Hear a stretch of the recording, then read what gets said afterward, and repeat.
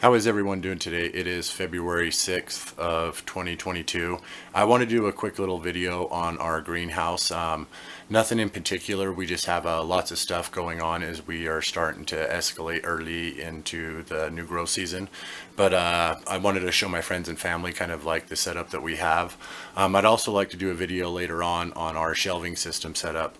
But for now, I just wanted to try to make a quick little video and show you some of the ideas that we have when we're doing it. So this is, you might have seen these greenhouses before. They're about 5 foot tall. They got 4 shelves in them. They're pretty common. Starting off with the greenhouse itself, I would like to note that we have a bunch of supplies here down on the bottom.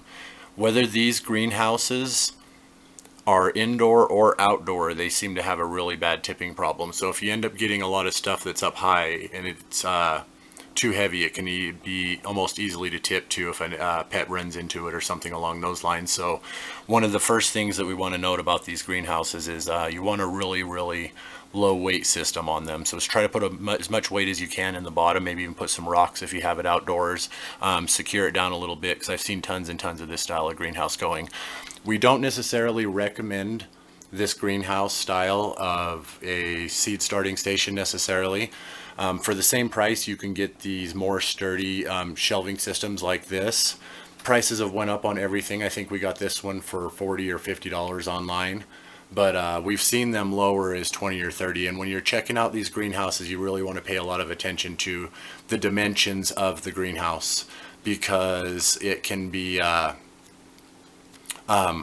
we bought one that was like $30 and we thought it was on sale, and we looked at the size of it and stuff like that. We didn't pay attention to dimensions, got it back, and it was like half the size of this one, and it was just like a little bit longer and stuff, and that might have worked out for somebody, but it wasn't what we were expecting. We had used these greenhouses for several years outdoors, but we decided what we have a issue with is kind of keeping pets and stuff out of our plants. Our cats, we have 2 cats, and so having a already ready shelving system that has kind of like a cover and a setup for growing things can be an advantage. But these more sturdy shelf systems can be built into really great seed startings too. We use those for our sprouts, and I'll show those again later. But let me start right here on the bottom shelf. Lots and lots of weight in there. That's just extra supplies, heat mats, things like that. We like to put lots and lots of weight in there. We do use an extra bar from an old greenhouse to support the bottom of it, because we like to have a bottom in the top bar on the top shelf. I'll show you why in just a moment. But that's the bottom shelf right here. Make sure you have a lot of support on these if you end up trying this. This is tin foil over cardboard with black electrical tape. It kind of keeps the light in, and better for the plants, and better for your eyes when you're growing indoors or you're around your grow system a lot. This is our ornamental pepper tray, and we got sprouts and everything. These 2 peppers are taking a little bit longer. I think that's really old seeds, and then also that black pearl is almost surely a cross. It's not a true to type black pearl.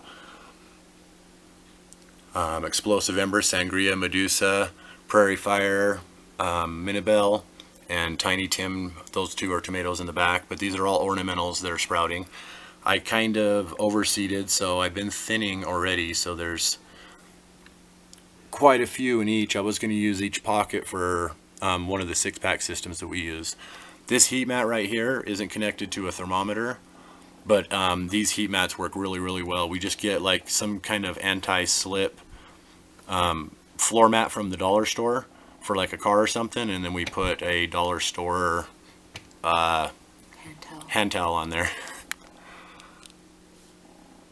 Let me have Angel hold the camera real quick. We keep the water in there quite a bit. You'll get a lot more dissipation of water by having it on a heat mat that's always kind of running, but you want to make sure your peppers and somewhat tomatoes stay really warm.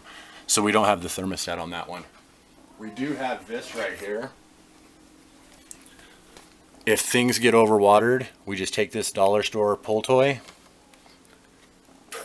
and we'll drain the excess water out. So when we water it, sometimes we overwater a little bit, and that makes it easy to not have to pull that tray out, because these trays have gotten worse and worse quality over the years, so they're really flimsy. It's not a great idea to kind of take them in and out without some sort of platform underneath them. But that's on top of a heat mat, and I would like to let anybody know who hasn't tried heat mats. They really, really help. We get a faster germination and a lot more germination on those. But that's our first shelf right there. This light right here was like $25 from Walmart, I believe, and it's some sort of grow light thing. That's the Home Depot one. Oh, this one came from the Home Depot. I think we bought 1 or 2 of these from Walmart. And I'm trying not to suggest as far as financially just too many money things on this.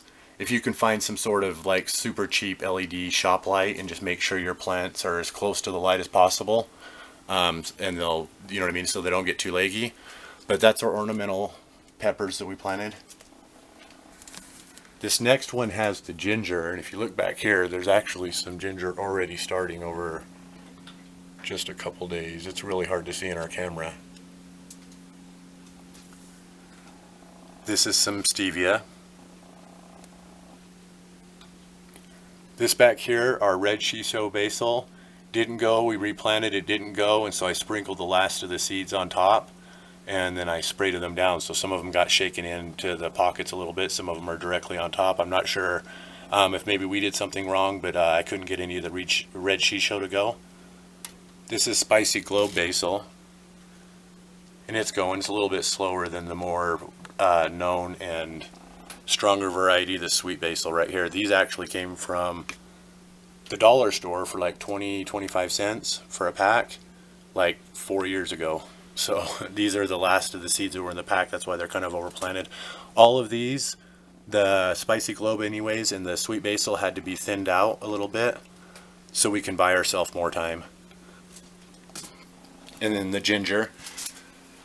These ones have the same mat and hand towel, but we have this right here. During the daytime, sometimes we'll kick it up to 80. What you'll do is you'll hold the set button down. This is a thermostat that goes with a heat mat. So this one right here, we might not care about the seeds being too much. This one on the tomatoes and peppers, we want to keep the heat going like near constant. But when it comes to the other types or maybe sprouts that are starting to go, we just, when we turn our heater off, it doesn't hit this greenhouse and everything can get really, really cold at night. So Alright, so our batteries died out on our camera and we had to replace them real quick. So we got plenty of sweet basil and plenty of the spicy globe going. The stevia has been a really, really tough start for us. I'm noticing there's a few in here. But with this thermostat one, if you get one with the thermostat, it really, really does help. Because say we're starting squash seeds, we don't need it at 80 degrees constantly. We can probably put it down at 50 or 60, and then if it drops below there at nighttime for some reason, it kicks on. Otherwise, it doesn't really run.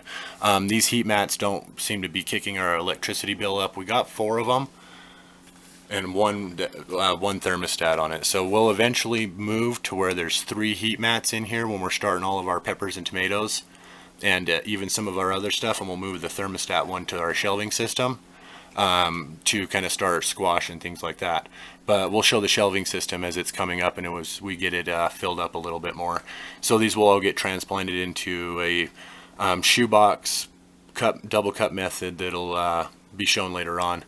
But that's the ginger and the stevia, red shiso, we haven't been able to get to go, shiso, spicy globe, and sweet basil. And then a little block here. We need to make more of these. On the top here, we have some extra lids from our shoe boxes that we kind of keep so we can keep the plant stacked high. These are some old bins. Everything that we are using that's we're growing with so far, we haven't bought. We haven't bought any bins or containers or sprouting trays or anything else like that. We have bought 2, one for our main pepper fleet and our main tomato fleet that'll be coming up later on. But for now, we just we've been using all recycled stuff. So we've had these for several years. We found them on Amazon somewhere. They're little seed starting things. You can get them in 6-packs. These are actually old from another tray. But we got 3 manzano peppers started, 1 more that looks like it's trying to, 2 of the tamarillo, and those can take a little bit longer to sprout. The tamarillo is more known as probably like a tomato tree than a tomato plant like you would typically know. They take longer to grow. No, they're tamarillo, right? Mm-hmm. Tamarillo.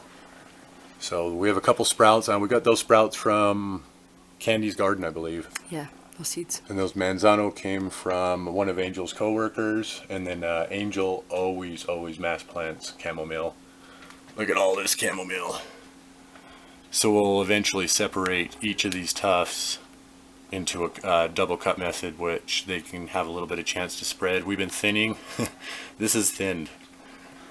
So up here we just kind of keep them raised towards the light. The trays will eventually move up until they're not on a heating mat, and then they'll go to our shelving system. But anybody who's trying to maybe start an indoor shelving system and wants to have something that's really easy to start, the reason we took the extra pole from another greenhouse and put it up here so that we could hang one of these lights.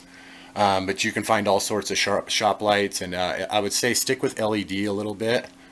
And yeah, it's holds the light in. It's really not necessarily cheap. We've assembled this over the years, but a lot of this stuff has just been recycled. So every year we just put a little bit. Maybe we'll buy seeds this year, which seems to be our habit. Last year I think we got a lot of containers, more containers for the yard system and stuff. That was our major purchase. But if you want to start a little seed starting greenhouse and stuff like that, I would highly recommend these heat mats. We got these from friends. We didn't even pay for those, but there you have it. Weight at the bottom shelf.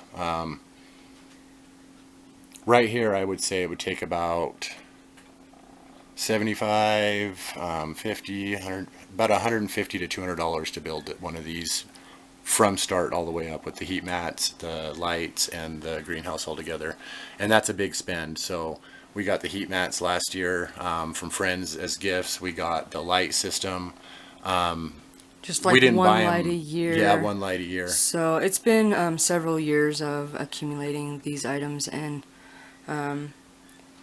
it works out for us now. You know, we have what we need, and sometimes we'll be buying other things that we might not need here and there. Just small purchases over the years, and this is what we've ended up with so far.